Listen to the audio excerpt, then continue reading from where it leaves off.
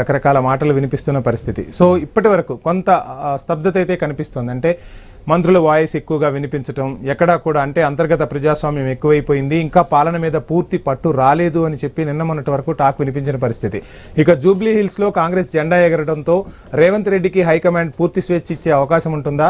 ఇక ఎవరైతే అంటే మంత్రివర్గ విస్తరణ కూడా జరుగుతుందన్న ఊహాగానాలు వినిపిస్తున్నాయి. సో ఖచ్చితంగా ఎవరైతే వాయిస్ రేజ్ చేశారో ఆ మంత్రులకు చెక్ పెట్టే దిశగా సీఎం అడుగులు వేయబోతున్నారా? కాంగ్రెస్ లో ఏం జరగబోతుంది ఉప ఎన్నిక తర్వాత ఏం చెప్తారు?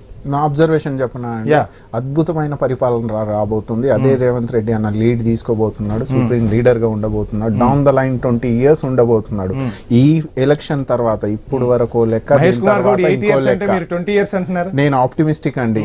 నేను కాంగ్రెస్ పార్టీ కార్యకర్తగా నేను దగ్గర నుంచి చూసిన మా సీఎం కి వేం నరేందర్ రెడ్డి గారికి వాళ్ళ వే ఆఫ్ వర్కింగ్ కావచ్చు, ఆ కాంగ్రెస్ పార్టీ ఐడియాలజీని బేస్ చేసుకొని పేదరికం ఎలా తగ్గించాలి, బహుజనవాదం ఎలా ముందుకు తీసుకెళ్లాలి, బహుజనుల్ని ఈ రోజు సమానంగా రూలింగ్ క్లాస్ గా నిలబెట్టాలి, ఈ ఆర్థికంగా ఉన్నోళ్ళే ఎలక్షన్ లో రూలింగ్లు ఉన్నారు, అది కాకుండా ఒక న్యూ రాబోయే తరానికి అద్భుతమైన దేశం రాష్ట్రం ఇవ్వాలన్న కోణంలో పనిచేస్తున్నారు. కాబట్టి నాకు నచ్చుతుంది. కాబట్టి నేను ఐఐటీస్ లో చదువుకున్నాను కాబట్టి నేను ఫ్యూచర్ లో మాదాపూర్ డివిజన్ కి కార్పొరేటర్ గా నిలబడాలి అనుకుంటున్నాను. కాబట్టి సమాజం కట్టాలి అన్న ఆలోచనల్లో ఉన్న సీఎం గారు కావచ్చు, వేం నరేందర్ రెడ్డి గారు కావచ్చు, నాలాంటి కాంగ్రెస్ కార్యకర్తలకు అది ఎనర్జీ అండి.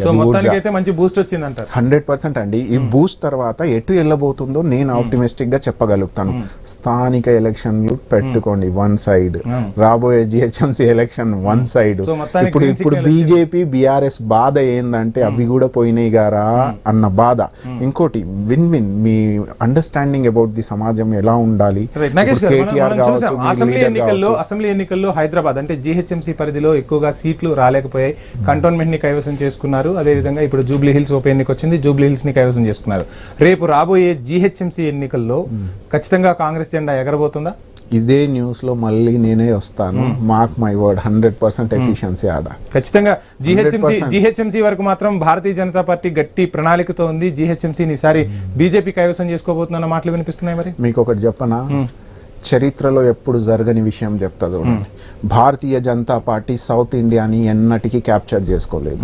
మార్క్ మై వర్డ్, ఇదే కాంగ్రెస్ పార్టీ చేసుకోబోతుంది. ఎందుకంటే progressive mind set, well aware about the political situation. ఆ కౌట్ బెల్ట్ నార్త్ ఇండియాలో మీరు మస్జిద్ మందిర్ అని చెప్పుకొని దండుకోవచ్చు, కానీ ఇక్కడ ఉన్న ప్రోగ్రెసివ్ మైండ్ సెట్స్ కావచ్చు, ఎడ్యుకేషన్ లెవెల్ కావచ్చు, అండర్స్టాండింగ్ అబౌట్ ది పొలిటిక్స్ కావచ్చు, ఇది కంప్లీట్ డిఫరెంట్ అండి. మార్క్ మై వర్డ్, ఇంకో 100 సంవత్సరాలు కాదుగా 200 సంవత్సరాలు సౌత్ ఇండియాలో బీజేపీ రాదు. సోదరుడికి నేను సారీ చెప్తున్నా, కానీ చరిత్ర చెప్తుంది, చరిత్ర చెప్తుంది. వి సౌత్ ఇండియన్స్ వినండి అన్నగారు, ఓపికగా. ఇదే బీఆర్ఎస్ కి బీజేపీకి ఓపిక అనేది ఉండాలి. Patience is a art. Accept చేయాలి, యాక్సెప్టెన్స్ ఉండదు. సత్యం ఇది. ఈ ఉప ఎన్నిక గురించి మనతో మాట్లాడేందుకు ప్రముఖ విశ్లేషకులు ఉప్పాల లక్ష్మణ్ గారు జాయిన్ అయ్యారు. ఉప్పాల లక్ష్మణ్ గారు, మొత్తంగా చూస్తున్నాం నెల రోజుల నుంచి అన్ని ప్రధాన పార్టీలు ప్రచారాన్ని హోరెత్తించాయి. మొత్తంగా ఎలక్షన్ జరిగిపోయింది, కాంగ్రెస్ విజయం సాధించింది. ఎలా చూస్తున్నారు ఈ గెలుపును? ఓవైపేమో బీఆర్ఎస్ ఖచ్చితంగా మొత్తంగా అంటే అనైతికంగా విజయం సాధించారు తప్ప నైతిక విజయం కాదంటూ బీఆర్ఎస్ చెప్తున్న పరిస్థితి. అటు చూస్తేనేమో భారతీయ జనతా పార్టీకి డిపాజిటే గల్లంతైంది. మొత్తంగా ఈ ఉప ఎన్నికను ఎలా చూస్తున్నారు, ఏం చెప్తారు?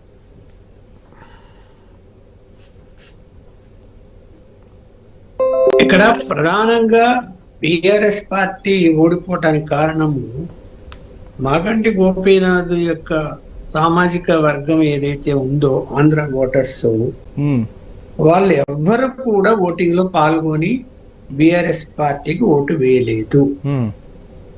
వాళ్ళంతా కూడా ఆంధ్ర ఓటర్స్. మొత్తం ఆంధ్ర ఓటర్స్ 30% అక్కడ ఉంటే వీళ్ళే 20% మంది ఉన్నారు ఆ సామాజిక వర్గం వాళ్ళు. ఉన్న సమాచారం ఏంటంటే భయపడ్డారు అని. ఎందుకు అంటే వాళ్ళంతా వ్యాపారాలు, రియల్ ఎస్టేట్ బిజినెస్ లు రకరకాలుగా ఇక్కడ ఉన్నవి సిటీలు. ఎక్కడ లేని గొడవలు తెచ్చుకోవటం ఎందుకు అనేటువంటి ఉద్దేశంతో గతంలో బీఆర్ఎస్ పార్టీకి ఓట్లు వేసేవాళ్ళు. వాళ్ళు 2 సార్లు వేయడం వల్లే మాగంటి గోపీనాథ్ రెడ్డి గెలవగలిగాడు, 3వసారి కూడా గెలవగలిగాడు. అంటే ముందు అంతే ఆయన తెలుగుదేశం ఉండే కదా. ఇప్పుడు అవన్నీ ఒక రకంగా టీడీపీకి అనుకూలమైన ఓట్లని మనం అనుకున్నా కూడా బీజేపీ వ్యూహంలో ఏమైందంటే ఫెయిల్ అయిపోయింది. ఉమ్, ఇక్కడ ఆంధ్ర ఓటర్స్ ఉన్నారని తెలిసి, ఉమ్, బిఆర్ఎస్ పార్టీ సామాజిక వర్గం ఓట్లు ఉన్నాయని తెలిసి, ఉమ్, వాళ్ళు గతంలో ఓడిపోయినటువంటి రెడ్డి సామాజిక వర్గం అతనికి టికెట్ ఇవ్వడము, ఉమ్, తెలుగుదేశం జనసేన పార్టీల యొక్క ప్రచారాన్ని ఇక్కడ వద్దు అని చెప్పడము, ఉమ్, వాళ్ళు రాకపోవడము ఉమ్, జరిగింది. ఉమ్, సో ఇప్పుడు వాళ్ళు ఇప్పుడు 48% లాస్ట్ ఇయర్ కు ఈ ఇయర్ కు 1% పెరిగింది పర్సెంటేజ్. యా, లాస్ట్ ఇయర్ అలాగే జరిగింది, ఈ ఇయర్ అలాగే జరిగింది. వాళ్ళంతా కూడా ఇక్కడ ఓట్లున్నాయి, అక్కడ ఓట్లున్నాయి, వాళ్ళు ఓటింగ్కే రారు. మరి ఏంటి వాళ్ళ విషయంలో రాజకీయ పార్టీలు ఎందుకు ఆలోచించడం లేదు? ఇక్కడ ఉంది. మరి ఆ రోజు బీఆర్ఎస్ కేసిన అదే సామాజిక వర్గం ఈ రోజు కాంగ్రెస్ కి ఓటేయటానికి సామాజిక బాధ్యత రైట్ లక్ష్మణ్ గారు, ఆ రోజు బీఆర్ఎస్ కి మద్దతుగా నిలిచిన అదే సామాజిక వర్గం ఈ రోజు ఎందుకని ఇటు కాంగ్రెస్ కి కానీ అటు బీఆర్ఎస్ కి కానీ ఓటేయటానికి బయటికి రాలేదు? ఆ భయానికి ప్రధాన కారణం ఏంటంటారు? వ్యాపారాలు, బిజినెస్లు, ఉమ్, తర్వాత రేవంత్ రెడ్డి గారి యాటిట్యూడ్, ఒరే వద్దు ఆయనతో పెట్టుకుంటే మనకు లేనిపోయిన సమస్యలు వస్తాయి. ఉమ్, ఇప్పుడు ఆయన అనేది ఒకటి తర్వాత ఫోన్ల ద్వారా హెచ్చరించారు. తర్వాత ఆ సామాజిక వర్గం వాళ్ళతో మీటింగ్ పెట్టించి అక్కడ మాట్లాడారు. ఉమ్, మళ్ళీ ఏం చేయాలి, దగ్గరికి తీసుకుంటున్నామనే సిగ్నల్ వచ్చే విధంగా ఎన్టీ రామారావు విగ్రహం పెడతానన్నాడు రేవంత్ రెడ్డి గారు. ఉమ్. అది కాదండి, కాంగ్రెస్ పార్టీ ఏంది, ఎన్టీఆర్ గారి విగ్రహం పెట్టడం ఏంటి? యా రైట్ రైట్ ఇదే అంశానికి సంబంధించి మనతో మాట్లాడేందుకు స్టూడియోలో నగేష్ గారు ఉన్నారు. నగేష్ గారు, ఏంటి మొత్తంగా సెటిలర్స్ ని బెదిరించారు, సెటిలర్స్ ని బెదిరించడం వల్లే వాళ్ళు ఓటింగ్ కి రాలేదు, ఆ సామాజిక వర్గం ఓట్లు దూరం అవ్వడంతోనే ఈ రోజు బీఆర్ఎస్ ఓడిపోయింది తప్పించి లేకపోతే ఖచ్చితంగా గెలిచేది అన్న సంకేతాలు వినిపిస్తున్నాయి. ఏంటి బెదిరించారా, మొత్తంగా భయపెట్టే ప్రయత్నం చేశారా Congress? You must respect opposition analyst గారి వర్డ్స్ కూడా, కానీ అండర్స్టాండింగ్ డిఫర్ అవుతుంది.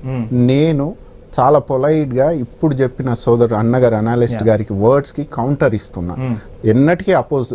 ఎందుకు అంటే ఒకటి భయం కాదు. బిజినెస్ క్లాస్ కి కావాల్సింది ప్రోగ్రెసివ్ స్టేబుల్ గవర్నమెంట్. దాంట్లో భాగంగా కాంగ్రెస్ ఓటేశారు. ఈ భయం ఎక్కడదో సారే ఆన్సర్ చెప్పాలి. ఈ వర్డ్ కి సారే చెప్పుకోవాలి answer. Second, absent of Andhra voters అన్నారు. ఒకవేళ అబ్సెంట్ ఆఫ్ ఆంధ్ర ఓటర్స్ అయితే పోలింగ్ రేషియో పెరిగిందండి. ఎంత పెరిగింది ఒకసారి సార్కి అవేర్నెస్ ఉందో లేదో ఆయనే చెప్పాలి. రైట్, 54 ఉన్నదానికి ఇది క్రాస్ అయిపోయింది ఈసారికి. అసలు ఆయన చెప్పిన థీసిసే ఫెయిల్ అయిపోయింది ఇప్పుడు. థర్డ్, ఎన్టీఆర్ గారి స్టాచ్యూ పెట్టడం కాంగ్రెస్ పెట్టకూడదా? It's a political move, you must appreciate. NTR గారి స్టాచ్యూ పెడుతున్నారంటే ఓట్లు అనేది పక్కన పెడితే గెయినింగ్ ద కాన్ఫిడెన్స్